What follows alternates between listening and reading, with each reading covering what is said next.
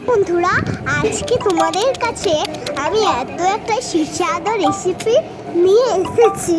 এই রেসিপিটা আপনারা খাবেন, খুব সুস্বাদু হয়েছিল আর খুব টেস্টি। একবার বানিয়ে খাবেন, প্রমিস করলাম কখনো সুগার হবে না।